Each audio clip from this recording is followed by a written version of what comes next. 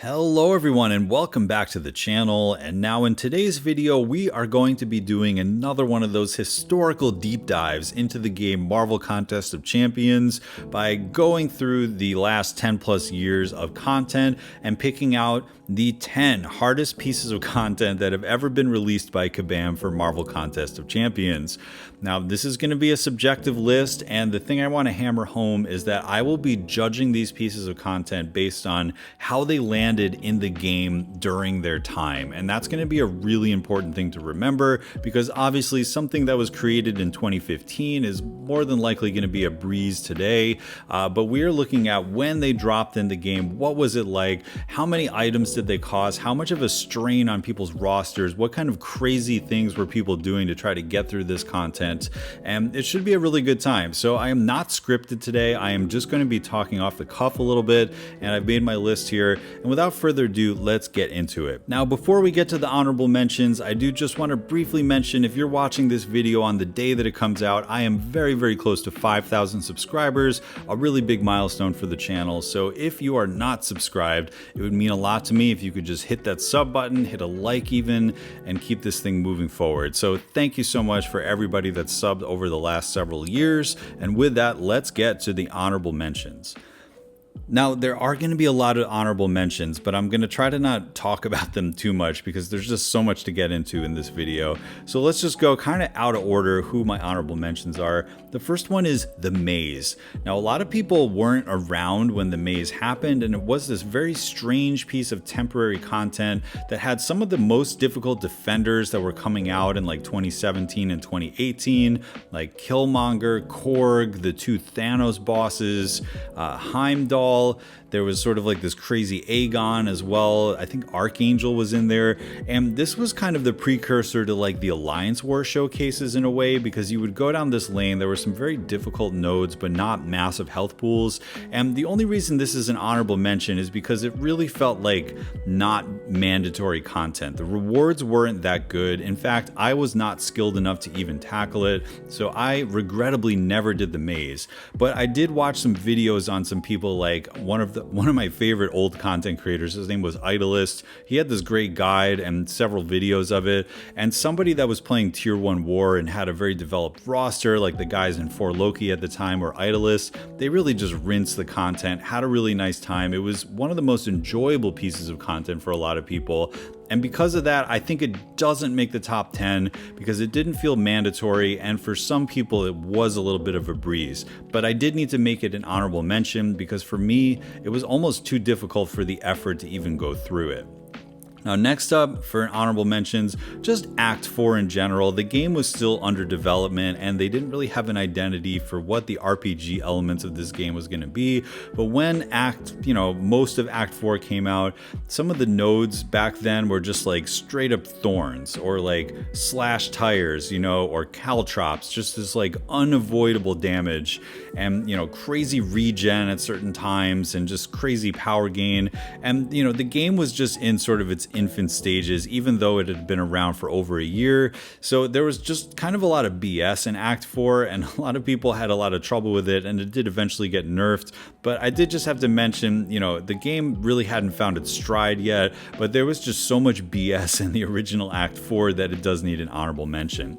Now, next up, we're going to talk about the Grandmaster's Gauntlet, one of my favorite pieces of content, and it was fairly difficult when it came out in 2021, but I do remember that somebody at my level, which was kind of intermediate at that time, using 5 stars and 6 stars. I had a few rank 3 6 stars at the time and some maxed out 5 stars, that it was actually like this really fair and balanced piece of content.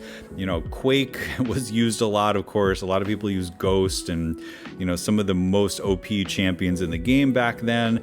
But it just has this really nice feeling to it that it wasn't too costly and wasn't that difficult. And it's really aged well, and I'm looking forward to the Ordeal coming out. So this is definitely a difficult piece of content, but didn't make my top 10. Now, the last few we're going to go through very, very quickly. the early celebrity challenges, right? There was like the David Bautista, the Chloe's and Ming Na's and all that stuff. These were these like massive maps where you just had to fight the same several defenders multiple times, each time getting more health and attack. And, you know, most of them boiled down to, did you have magic? Because magic and the power control was able to pretty much like solo almost all these challenges. I remember I had just downloaded the game and hadn't been playing that long when the David Bautista one came out, and I didn't have magic yet, so I was not able to complete it in whenever that was, 2016 or something, or early 2017. And, you know, sadly I never got the Bautista bomb title because of this. But, you know, these were difficult, but they were essentially difficult side quests, so they're not going to make the top 10. And then finally, the Eternity of Pain, which was the acceptance. It was somewhat tied to Karina's Challenges 3. And, you know, you had to go through these Eternity of Pain bosses. This was like the second iteration of Pain. We had Summer of Pain, then Eternity of Pain. And this was the way most people got their first maxed out 6-star, so it was really important. But the issue was there was a champ choice node midway, and pretty much everybody and their brother was like, I'm just going to do Hercules for the first 4 fights and completely cheese them, and then I'll change to my team and go through the rest of it. And I think just the way it was designed, it cost people a lot of items, but I wouldn't necessarily say it was like the hardest thing in the world, just because you could use Hercules. And I think because of some like lack of intricacy in the design, it doesn't quite make my list, even though, you know, it cost people revives and they wanted to get their first rank 5, just didn't quite hit the mark. And I do consider things like that when I'm making my top 10 list as well. So even though it was difficult, it doesn't quite make the list. And the last thing I'll say before we get to our top 10 is that Karina's challenges are not going to be considered in the top 10 because they are sort of like added on top of existing pieces of content. So, you know, we're not going to be talking about going through Labyrinth with Star-Lord, but we obviously will be talking about Labyrinth at some point. So just keep that in mind, that I will not be specifically talking about the Karinas themselves. With that, let's get into the proper list, starting with number 10. Coming in at number 10, we have the very recent content, the Epic of Pain. Now, this was obviously difficult. Ares boss gave people a lot of challenge. Some of the other challenging things about it were 6 total paths. There were 4 lanes that had various dual class gates and additional nodes in addition to just the RPG factors of each fight. But there was something about this piece of content that made it a little bit more accessible to a variety of summoners than I've seen in the past for analogous content. And by that, I mean people that I know that typically don't dive right in were very motivated to get this done quickly. And I saw this in lots of different chats of like alumni of groups that I'm with and things like that. People were a little bit more casual. People felt really motivated to dive into this, and I think it really speaks well to how it was designed. Now, of course, it did take lots of items and planning, but there's something about the fact that we are in 2025, the fact that 7 stars have been coming in so fast onto our accounts over the past year and a half or so, that I really think that people have the wide enough rosters and tall enough rosters to deal with content like this, where maybe that wasn't the case in the past. And now, talking about Ares himself, it is a boss that requires basically no RPG knowledge. You just need to learn the motions of the fight, and if you do so, you can take him down with just about anyone. Now, for me personally, I had to use a lot of items to get him down the first time, but every time I went back in there, I was getting better and better. And it's just one of those fights that, like, you do eventually learn it, and even if you don't get hard locked by anything in his kit, and you also get the additional benefit of getting vigors every time you die, so that even if you have no idea what you're doing, you're just slowly chipping him away. And it does feel a little bit like Unit Man, but it's just a fight where you're not going to get trapped there, and you just continue to do more and more damage as you learn the fight. So I think the way these all these elements come together, it really makes me feel that this was a fair piece of content. It was difficult, definitely makes the top 10 list, but due to how good we are at the game and the people that are taking on this challenge now and how great the champion design has been lately, going into a piece of content like this wasn't as scary as it might have been several years ago. And the fact that Ares boss was pretty fair and well designed, I think that this does come in at only number 10. And with that, let's move on to number 9. So number 9, bit of a surprise, but I do feel pretty confident about this, is going to be the Necropolis itself.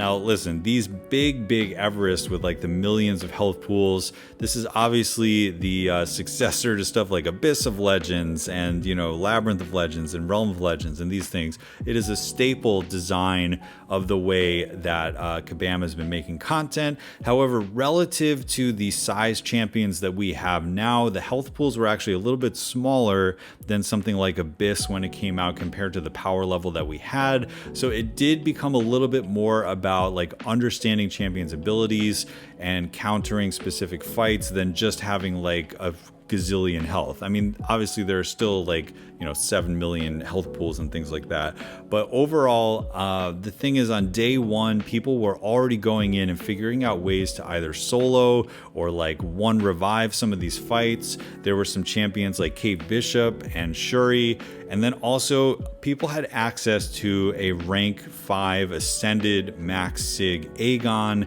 so that even if you're willing to put some items into it and ramp him up, you can have almost a brainless time of just going through with Aegon and just completely sweeping through it like that. Aegon at that power level didn't exist for a lot of the other pieces of content that we're going to talk about. So, you could either go for the like use a little bit more items and just kind of go through with Aegon and not have to worry too much, or if you planned your teams a little bit more, you could actually do it pretty cheaply. And compared to all of the other massive Everest contents that ever came out, this one went by quicker for me. I think I did it in about a month, and it was because I had some of the key components. And I just felt like the fights were really fair, and that even though this probably cost more total items than some that are going to be a little bit later down the list, in just rating its difficulty for what it is, I think it is honestly the easiest piece of like massive Everest health pools, only 6 paths as well. And then finally, the Nameless Grandmaster was a much more fair version of several similar fights that we've seen in the past. I know that the Phase 3 and Phase 4 without inverted controls immunity was quite difficult for a lot of people. I know that I personally got stuck in Phase 3 several times as I was learning the fight, but overall, it did feel just a lot more fair than a lot of these other big bosses that we've had over the years. And it was, just a pretty solid piece of content. So yes, it did cost more items than some stuff we're going to talk about later, but I do rate the Necropolis at number 9, and I did really enjoy the Karina's challenges that went over it as well. And by the point now that we have like rank 3 7 stars and rank 4 7 stars and all these deathless teams and things like that, it actually was a really fun piece of content to revisit. So even when it landed on day 1, I think it was very fair, and it was not as difficult as some of its predecessors, and that's why it gets number 9. Now, number 8 is going to be a little bit of a deep cut because this is a temporary piece of content. However, it did have a title associated with it. And this was, you have to go all the way back to the end of 2017 to find the first ever uncollected difficulty monthly EQ. Now, this was the quest when Murdock and Taskmaster first came out. And this was the first time in years that we had a difficulty that was harder than Master's difficulty when it came to the monthly content. And now this was spiced up in a couple ways. Not only were the health pools pretty large and the attack pretty large for the time, we had just finished Act 5, but there were also lanes that had nodes from Act 5. So these were some nodes like, Masochism and Bane and Brute Force. These were when these nodes were coming out, and they were putting it in monthly content, which is something we didn't see before. It used to mostly just be health and attack and new bosses at the end, but this one not only had Murdock, who's a very difficult defender, especially back then, but Taskmaster was like totally souped up with crazy nodes, like he was evading. I think there was unblockable, and I just remember the Taskmaster fight being very difficult. But on top of that, there were some Murdock mashups as well, and the most notorious one being Ice Phoenix, who was a mini boss at the end of one of the quests. And back then, 2017, there were basically no Cold Snap immune champions yet. Like, we didn't have Warlock or anything like that. So going up against this Ice Phoenix, it was a reskinned Iceman, basically. You would just have to go into this fight and eat a massive amount of Cold Snap damage. If you were even going in with your like maxed out 5 stars, you were ending at like 10% health, and then you had to fight this big mini boss that was essentially a janky looking Iceman with like no health left. And if you got clipped by any more of his specials, you were dead. If you took too much block damage, you were dead. At times Ice Phoenix is stun immune. just totally wild, right? So that was really painful for a lot of people. And the fact that it was temporary and it was a really good source of tier 5 basic back then, like we wanted more maxed out 5 stars. Most people only had the one that they got from, Act 5 earlier in the year, I think at that time. So, we were looking to max out more of our 5 stars. And it was very, very difficult.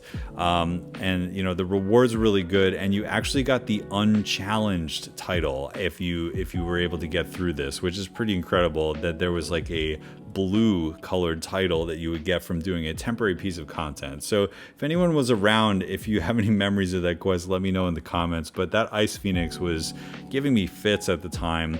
And you're like, why is that harder than Necropolis? Well, I'll tell you, I almost didn't make it. I almost didn't finish it. And it may have not cost as many items as the entire Necropolis, but the experience through it was very stressful. And I didn't feel like I had any idea what I was doing against the Murdock boss, before everyone had Blade and things like that. It was just absolutely nuts. So that was the first ever uncollected difficulty. And what a memory. What a memory. Now, coming in at number 7, this one also was temporary, and it was the week 10 of the Summer of Pain, which was a gauntlet that came out in, I believe, 2021 around August. And this one is similar to the Epic of Pain or like the Eternity of Pain that we've seen, but with Summer of Pain, it was basically you had to do 2 of the fights, and then you had to fight the actual real Grandmaster with his little extra nodes and stuff. So there were, other things to consider when fighting the Grandmaster, where like if you did certain actions, you would get tokens of incompetence and he would just go red, and bad things would be happening. So fighting the Grandmaster 6 times with 1 champ of every class. You were only allowed to bring in 1 champion who had to come in and take down a lane of 2 of them very difficult. There was like this really nasty Symbiote Supreme that was just nullifying stuff all over the place. There was the Mysterio, there was like a Dark Hawk, there was a Venom, there was a Mr. Sinister, I think. So I remember using like Sunspot and reversing the Incinerates back on myself and things like that. I'm trying to remember all the fights of this, but they were very difficult. A lot of people were still using 5 stars, and they only had a few like rank 3 6 stars at the time. We definitely didn't have rank 4s yet. We were working toward getting our first rank 4 6 stars. So you basically had to pick 1 champion per class and go through the 2 difficult fights and then fight the Grandmaster to get some rank 4 materials.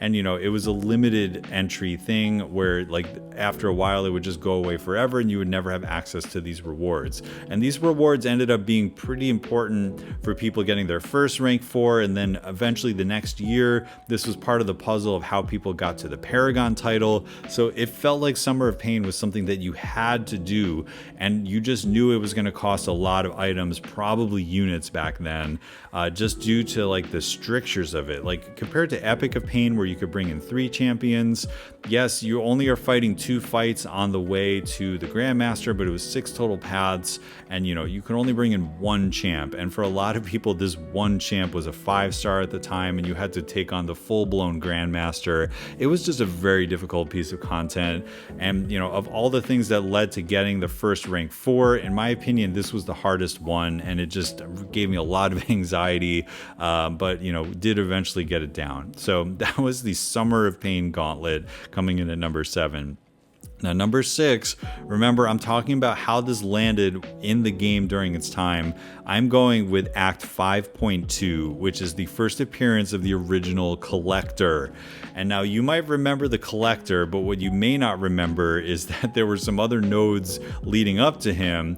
Like I had mentioned them before: Buffet, Masochism, Brute Force, and Bane. And these were global nodes in the quest, and the Collector himself had the Bane node on him, which meant, if you got nicked by 1 hit of a special, you would just immediately die due to the health difference and Bane and everything. Remember, we were using like 4-star champions back then, so if you've ever seen somebody go in and solo the Collector with like a 5-star champion, for the most part, people were still using 4 stars back here. We didn't have our maxed out 5 stars yet. If anything, we may have had a couple rank 4 5 stars. So this was very, very difficult. And we were seeing this trend of this really high RPG ask There was a lane in like 5.2 I want to say 4 that was absolutely massive. Like these were not the days of like you do 6 fights and then you fight a boss and you're done. There was this Caltrops lane around the edge of 5.3.4. I think it might have been 5.2.3, but I think it was 5.2.4 actually, where you would have to go all the way around the end of the map. It was probably like 16 different fights and they all had Caltrops. So, you know, having a bleed immune team was not really a thing back then. Like I remember using a underranked Ultron and maybe like Ghost Rider, OG or things like that, getting through that. Not to mention there were some like really nasty buffet and masochism champions in 5.2. Like I think there was a Doctor Strange, then a Magic that had buffet and masochism. So they were just like regenning and power gaining like crazy due to their own abilities. Then you had to deal with Limbo, and my gosh, what a crazy time. So yeah, 5.2 just very costly, and like we just needed to get through it, right? Because this was how you became uncollected. But fighting that collector, I remember it's not one of those things that you could just like throw items out and get through. It really took a lot of like mental tax, just getting through that. So, you know, this number 6 on my list here, 5.2, it kind of represents Act 5 as a whole, but I'm specifically bringing up Act 5.2 as just being this behemoth of a piece of content to get through back when the story quests were some of the most difficult things that you had to do. And when it dropped in its time, it was something that really changed for players, where it was like, holy, I remember, you know, some of the early BS stuff that I had to do, but this is the first time that I feel like I'm actually getting stonewalled by a boss and by these nodes that are just leading to crazy regeneration, and I'm just degenning to death because I'm not playing well, all the while doing it with like maxed out 4 stars and some 5 stars. So yeah, Act 5 was kind of the Wild West, and I just wanted to highlight how difficult 5.2 was when it first came out. Next up, at number 5, we are finally getting to one of the other Everest pieces, and that's the Abyss. Now, the Abyss was a little bit more refined than Labyrinth of Legends was before it. You know, the health pools were big, but there was sort of a nice class balance. There were some fights that were a little bit less health that were like repeated. You know, there's like that Killmonger and the Havoc and things like that that were repeat fights, the Korgs, things like that. But there were also some fights that had larger health pools and very specific nodes. Some of the more difficult fights, there was, you know, the Luke Cage, which was the second fight in, and you know, MSD has all these great videos soloing that, but in its time, especially if you're using Aegon, that Luke Cage was one of the hardest fights ever designed in the game, and you know, it was just the second fight in, and you had to deal with that Darkhawk right before it. There was, of course, like the Green Goblin. You know, a lot of people went back and did that with Null in the Karinas challenges, but that Green Goblin, when he first was released, was absolutely nuts. One of the worst fights I've ever had to do ever. I remember just like throwing so many revives at him, just like doing no damage, and just like he was regenning, and it was just awful. And then, you know, Punisher 2099 with the block damage. There was like Mephisto, where if you didn't have a counter, you would just be absolutely destroyed there. A lot of people used Human Torch, and like you could get the solo, but if you didn't get the solo, you'd be in trouble. There was like a Dormammu in there. And then of course at the very end, there was of course the Abyss Collector, which is probably like unarguably the most BS boss of all time. Evade, unstoppable, just like no sense of how anything works. You could play perfectly and not even get any damage off at all. He was seriously one of the worst bosses I've ever had to fight. So that's why this is so difficult. And it was during a time of the game where, you know, people weren't counting how many items you were using, they were counting how many units you were using to get through it, because the content back then was so difficult, and the revive farming wasn't what it was during like kind of the more late period of Marvel Contest of Champions, where like you basically had to just grind or buy units and then go in and just be like, I'm about to drop, you know, 1,000 to 3,000 units on this path, and then you save up or you spend money again to go back in for an additional path. And you know, there were back then the 4 horsemen, right? There was like Dr. Doom, Aegon, and Nick Fury, and Human Torch. They were kind of deemed the horsemen, which was really cool. Like I like that there were these champions that really took care of so much of it, but you really did need some other counters. Like I remember using Void, I think, and like Who else did I use? I used Symbiote Supreme for one of the paths, and like even Corvus Glaive I used for Massacre for the block damage and things like that. And also remember, for most people, we were talking about 5-star Aegon, right? So if you've gone back into the Abyss recently with like a maxed out Aegon, it feels very different than back then. I was using 5-star Aegon and 5-star Torch and 5-star Doctor Doom and things like that. That's just how it was back then. And you know, it took a lot of time, a lot of effort, a lot of items to get through it. And then every time you had to do that collector at the end as well. Very difficult content, right? So that's the Abyss of Legends, and it comes in at number 5. Now, coming in at number 4, kind of staying on this same trend, we actually have Labyrinth of Legends. And with this, I also include the Road to the Labyrinth, which was one of the coolest concepts that we've ever had in the game, where it was like, in order to enter this very difficult piece of content, you have to prove yourself first. So you had to go through this Road to the Labyrinth quest, which started with some very sort of like baby fights, but by the end, it was pretty difficult. And I do remember kind of finishing Road to the Labyrinth right around the time of 12.0, when they were giving us various compensation and like there were some global boosts and things like that. And I was like, I'm just going to try to knock this out now. But there was some annoying stuff, like, you know, there were like thorns and trying to remember some of the other, there was like a lot of safeguard, if I remember, and there was the node where you took damage back for doing crits or something like that. So I mean, there was just kind of a lot to deal with, and your ability reducers were really good for it back then. But you know, it was just a pretty big quest for sort of a medium player like myself just to even get into the Labyrinth. And you know, by this point, the Labyrinth had already been out for several months. Let's talk a little bit about when Labyrinth first came out. So Labyrinth was bugged when it first came out, and like a very few amount of summoners went in with 4-star Scarlet Witch and they got their first clears. But they actually took down Labyrinth pretty early because there was something wrong with champion stats and PI, like right when it dropped.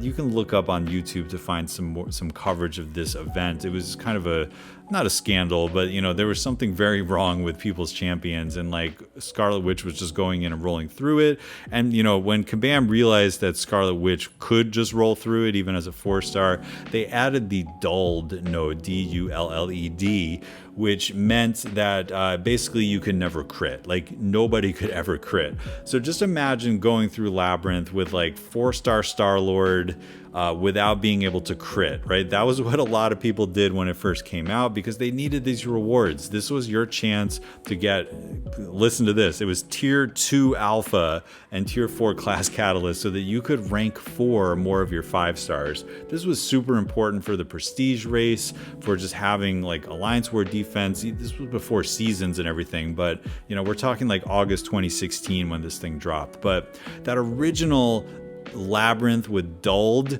when people might have had like their rank 4 5-star Star-Lords going through it with the dulled node, and then you had to fight Maestro with the tech node, which meant that like, you know, you could just get absolutely wrecked, or that he could absolutely just regen all the time, and you'd lose all your progress. You'd have to like quit out when the regen would come out. I'm not sure if anyone remembers that. It just means that, you know, whereas Abyss, a lot of people were able to clear it very quickly, just with spending some units. Like Labyrinth for the average player was this massive thing that took a long time, and I think Kabam tries to do that when they release stuff like Necropolis, but you know, a lot of people just plow through it nowadays. But Labyrinth was very difficult to do that. There was sort of a golden age of YouTube where, you know, Lagacy and Brian Grant and Seaton and everybody were all going through the Labyrinth, and there were really entertaining streams of watching people go through this. People were making guides. There were little chats about Labyrinth. It was very nuanced at the time. Like you had to remember which immunities to bring, and you know, for certain fights you needed like to bring in Gwenpool or Black Widow or something like that just to deal with like this one specific fight. Otherwise you'd be totally toast. You know, like I said, there was that like guillotine and like Abomination, where it would be death by poison or death by bleed, depending on where you were going through. And it's really difficult fights like Doctor Strange and Juggernaut come to my mind as like some of the more annoying fights. And just it took people a long time to do it. There were a lot of items being spent, a lot of units being spent, and we just didn't have the firepower yet to get through these massive health pools.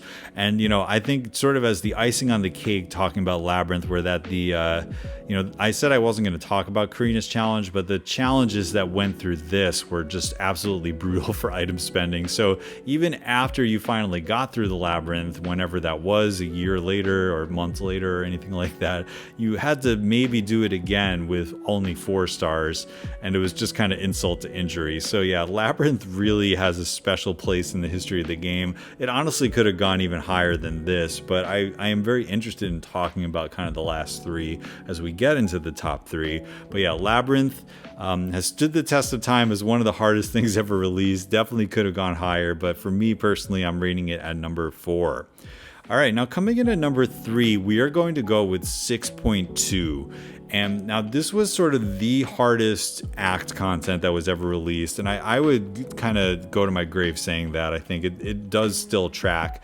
Because of the original 6.2 champion, this was the first boss fight where Unit Man could not get you through. Like, there were people that would go in and spend 5,000 units or more and just get stuck in the last phase. Like, not only did this guy have Unstoppable and Massive Furies and just like the block damage alone, you could just go in and immediately die, but he had regen as well, like earlier in the fight. But then when you got to that final phase, he would be locked in to 10% health, but you had to perform something that we've never been asked to do, which are like these very specific dexes of his melee special 1. There was something about the dex window that just made it so difficult for people, myself included, where like literally you would have Indestructible and just not be able to do damage, and you would just be throwing revives at this fight. Like, some people quit out, some people quit the game. We've just never seen a fight where you couldn't Unit Man through it. And even the Abyss Collector, eventually you could Unit Man. He didn't have any kind of Indestructible or like regen or something that would prohibit you from eventually beating him if you had enough items. With this guy, like, there were people that legit couldn't get through him. And not only did you have to fight him many, many times, like as many as 8 times, or as few as 4 if I remember correctly, but the paths to get to him were absolutely enormous. Like maybe 12 fights or so just to get to him. You can look at the old maps, but there were all these little offshoots, and on one of the paths you had to bring in 4 6-stars, but the 6-star pool was so bad back then that you were bringing in these rank 1 6-stars that were just terrible champions, and then you still had to find a counter for this guy, and there were class gates, and it was just absolutely nuts. So there was like a void and a magic that you had to fight on the way to him as well. So yeah, 6.2.6 was just a beast of a quest. But lest we forget that 6.2.5 was probably even worse, with the Do Not Go Gentle node, and these just incredible difficult class gates. Like, if you ever want to have a good entertainment, look at Brian Grant's itemless runs of 6.2, because it took months for him to get through it itemless, and tons of practice and theory crafting and going through these quests. But it was absolutely brutal to face that Mordo with Do Not Go Gentle after these massive lanes. So we saw eventually Kabam moving toward shorter lanes, more fun bosses, less constriction on the nodes. But man, 6.2 and Act 6 as a whole in its original form, but again, kind of like I was talking about 5.2, I'm using 6.2 to illustrate the point here that when it was released, it was one of the most dangerous pieces of content for your wallet or for your item stash, just because the last 2 quests alone were absolute garbage to get through, and just required so much skill and things that we've never had to do before. lore and roster planning, and, you know, class gates and ranking up of specific champions. It really was just a testament to how different the game was back then. And nowadays 6.2 isn't so bad even for the progressing player, but when it first came out, man, it was definitely, in my opinion, the top 3 hardest thing that we've ever had to do in this contest. You know, maybe Abyss took more items or something like that total, but just the grueling nature of getting through this chapter of Act 6 was just absolutely incredible, and that's why it makes number 3 for me. Now, coming into number 2, this one might surprise you as well, but it is Variant 1, Ultron's Assault, the back issues number 1 variant difficulty. This was the first time that we had one of these variants, and it happened to be at a time where, you know, Act 5 was over, so people were looking for more maxed out 5 stars. Maybe you went into this with 1 or 2 maxed 5 stars total, and this was going to be your chance to get a rank 5 gem and some really good materials. But the quest was absolutely immense. It was a redo of the original Ultron's event quest, which had like 9 total quests and just so many paths, and the paths were extremely long. And on top of that, they threw on these class gates so that, you know, each pair of 3 quests, you could only bring in 2 classes. Now, the skill and mutant ones were the first 3. Those weren't so bad, but I do remember specifically the Mystic and or what was it? I guess it was Cosmic and Science was the final 3 quests, where, man, it was just so limited who you could bring in, and especially in the point 3 and like the last in the last chapter with the last 3 quests, you had to go up against these massive Ultron bosses with very, very difficult nodes. And on the way there, you were fighting Domino, you were fighting Korg multiple times. There were like multiple Korgs in every quest. You had to go up against, you know, Spider-Man, and this was sort of before, I think this was before Venom was buffed, so you didn't even have access to using Venom to get rid of these OG Spider-Men, and, you know, just so many crazy nodes and everything. And it was just a behemoth of a piece of content. Like, there was no way that you could just sit down and knock this out all in one sitting. You had to really chunk through it. And just, again, especially the end, like, I remember fighting Korg with like a rank 5 4-star Captain America Infinity War, because like I had to pick a Cosmic or a Science champ. I just didn't have anybody, and I was like, you know what, I'm just going to use his block proficiency to block hits and then bait with my light attack. And man, what a time. So this piece of content, in my opinion, was the second hardest thing that ever came out. And like, even if you go back to it today, you can just see how long it takes to get through it. Definitely took me months. It took a lot of people months to get through it, but the rewards were so good.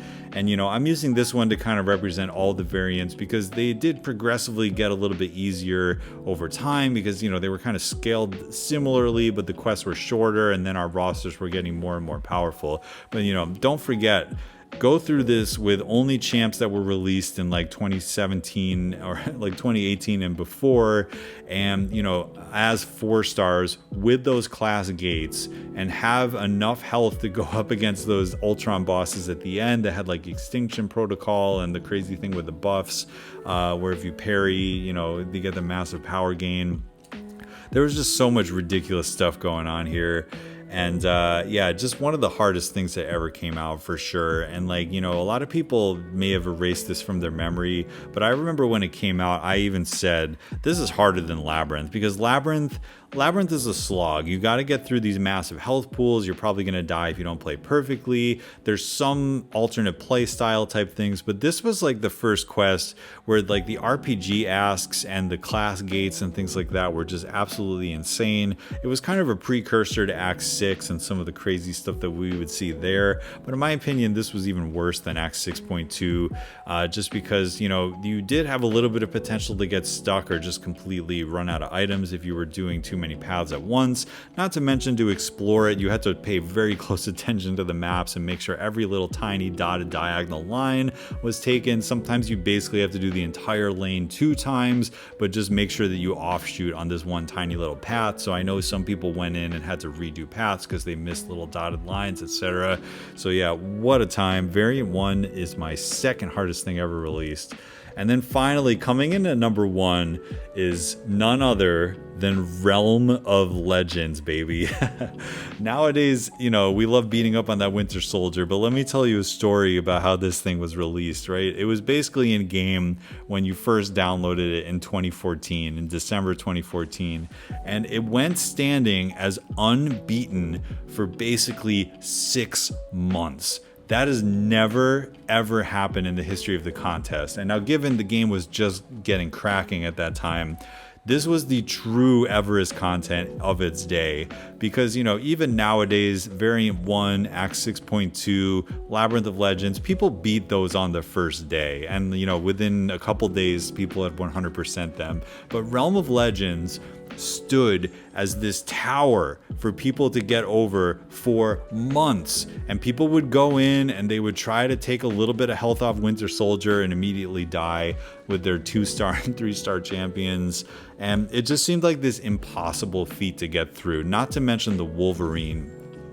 And the other thing is, masteries basically didn't exist when it first came out. Signature abilities didn't first exist when it first came out, and it wasn't until maybe I think March or April that we got the first masteries, but among those masteries were not parry and not dexterity. So you had to fight by just blocking, baiting heavies, going in there that way. You had no parry mastery. And then on top of that, you had to deal with this Wolverine. And there were no RPG counters to that much regen yet. It just didn't exist. And, you know, I guess Star-Lord existed, but like with a 3-star, that just wasn't going to happen. So as the legend has it, Brutal DLX went in there in May of 2015, about 5 or 6 months after the game had been going, and he used Electro to get down the Wolverine by simply just taking block damage and never hitting Wolverine, and just dying and dying and dying multiple times and just chucking the revives at it until Wolverine killed himself from the static shock damage, and then he went on to finish it, becoming the first legend. And just that whole story of how Realm of Legends was eventually beat, and how long it stood, and how much of a true Everest it was for players, something like that just will never exist again, because the player base is too good, there's too many champions, and they're not going to create something that, you know, somebody doesn't beat within the first couple of hours anymore. That period of the game is over, when something like Realm of Legends can stand for months before somebody beats it. Now, as time would go on, it was just a couple months later that we got the parry mastery, the dexterity mastery, and then, you know, eventually champions like Guillotine came out that had the Spectre to reverse the healing, and, you know, people were getting better with Black Widow, who had the ability accuracy, and Star-Lord was getting maxed out as 5 stars and things like that, so that he was able to actually defeat the Wolverine that way. And then, you know, sometime in 2016, we eventually had the Despair mastery. So, you know, by mid 2016, it was still a very difficult piece of content, but it definitely had ways to get through that Wolverine, you know, poison immunity for Scarlet Witch and all that to get through this quest. But man, when it first came out, there's no doubt in my mind that Realm of Legends was the hardest piece of content that was ever designed in maybe any mobile game ever, if not for certain Marvel Contest of Champions, just for how much of a mountain it was and how long it took to get beaten. So with that, thank you so much for watching this video. That's going to do it for this list. I'd love to hear some discussion about this. I probably left something out that was really challenging for you, that was also challenging for me, that I totally forgot. But I'd love to hear, what do you think of this list? Obviously it's subjective, it's my own opinion, but I would love to hear what you think. What were your favorite pieces of content? What were the hardest ones that you ever had to do? And do you agree or disagree with some of these decisions? So thank you so much for watching this video. Let's get to 5,000 subs this week. Appreciate all of your support as always, and I'll catch you in the next one.